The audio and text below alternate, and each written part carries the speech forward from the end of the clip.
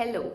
Like, I have been planning on filming this video for, I guess, about a week now, and I tried in the middle as well, but someone walked in on me or something like that, and I just couldn't like go on. But today, since no one is at HOA, it's just me, so I thought I'm gonna finally sit down and like let you guys know how have I been doing first. Second, like what things are really like helping me get better.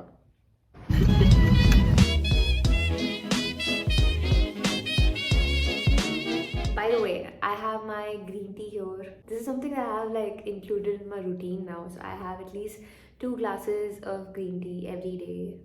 Mostly I start my day with a green tea and then end my day with a green tea. But yeah, I think it's a great addition. So,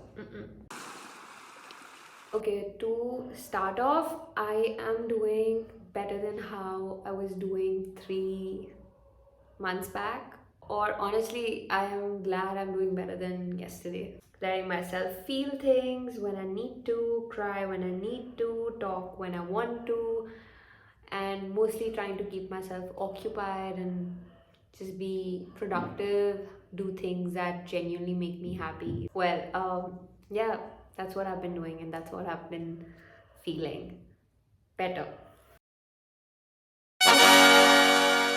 Now, what I mean to say by this is that I think I fell into this pattern. Every time I would get sad, I would like my mind would just like automatically start thinking about something exciting that's gonna happen in the near future. Like, for instance, today morning I was feeling extremely anxious, and that was because I had coffee and I haven't had coffee in a while. But regardless, I was feeling very anxious, and my mind just straight up went to the fact that tomorrow I'm hanging out with my girlfriends and I'm gonna have a sleepover, and I should be happy thinking about that. And because I knew that it's not really the most healthy pattern to be in, I consciously made an effort to tell myself that no, even today there are many exciting things that I'm going to be doing, and I should probably be focusing on that instead of something that's going to happen in the future. I'm not even joking, guys. Like, I was feeling so much more in control of my emotions. This is no way connected to having goals or aspirations. It's not that. It's having this stupid mechanism where every time you would get sad, you would think of something that's going to happen in the future that's going to probably make you happy. I don't want to do that because then I'll always keep living either in the future or in the past. Yeah, that's the first thing. Letting myself feel emotions has been something that's really helped me cope with whatever uh, stuff that I am dealing with. When you feel upset, let yourself feel upset. Process it. Like, just let your body feel that. When you need to cry, like, you're just naturally feeling the urge to cry, like, cry. That's what I do. I do not like to pretend to be happy. Like, I just don't do that anymore. Like, no matter where I am, with who I am, if I'm not feeling it, I'm out of the room. Someone, not very recently, but I think they told me this when I needed to hear it, honestly. It was actually a story, and they told me that they knew someone who got comfortable with being sad. And what they meant by that was that even if they were feeling happy, that person was feeling happy, they like automatically, consciously or unconsciously find something to be upset about.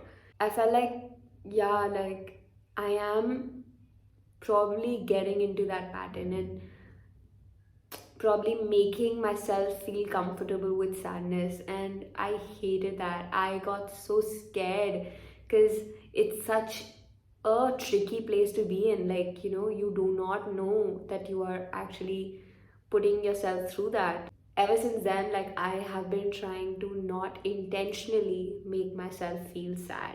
I remember there was a point where I would Like I would deliberately go through things that would remind me of the incident that happened in my life that I'm trying to cope from. I would actually go and look at things that would remind me of, stuff, and make myself feel sad, make myself feel something, and like cry. And that definitely didn't help. Just try not making yourself intentionally feel sad.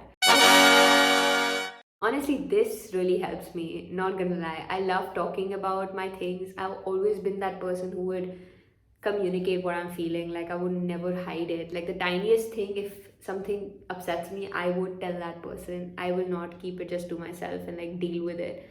It's never been my scene. Having an outlet here, no matter how many people watch it, like even if it's like 50, 100, 500, 1000, it really is not about the number for me anymore. It's just about the fact that it's out there. I've said it. This thought that I had is out there. So I think that's another thing that's really helped me. It is talking. I talk to you guys. You can talk to your friends. You can talk to anyone. I remember my friends when I uploaded that episode 1 of Getting Better. One of my friends, very close friends, they were like, "We only get to know how you're doing in life through your YouTube videos," and I was like, "Oh." I don't know, it can probably be a little controversial because when I read this statement, my first reaction was taking an offense over this. I was like, what do you mean? Like, just because I'm complaining and communicating about my problems, does that mean like I'm always cribbing and crying and complaining? Try not to fall into a pattern of constantly complaining. It took me a while to understand what it really meant. And again, it's about falling and getting comfortable in your behavioral patterns, right? So there's one thing about talking about what's actually making you upset. And there's another thing where you get so comfortable with just complaining that you just make up things in your head to complain about. It's like the tiniest thing will make you upset. And sometimes it's just you're moody, you're cranky, you're like hormonal or whatever. I remember this one day I kept going like at everything. And then one of my friend pointed out, Noah, that's your favorite thing to do. And I realized like, damn, like why? Why am I doing it? For me personally, I didn't like it. I felt the need to change it. Very preachy, I know. It works. It really works. Like I keep telling myself, oh, I still have this, I still have that, I still have them, etc., etc. And that really makes me feel comforted and loved and protected. And it works. ये बोलने से फर्क पड़ता है, तो बोल लेना चाहिए. Well, that's it for my video. I hope you guys are doing better than yesterday. We're gonna get through it. Whatever. I'm sure, like, almost everyone's going through something in their own way. And I hope we all have the strength and courage to get through it. I love you. Thanks for tuning in.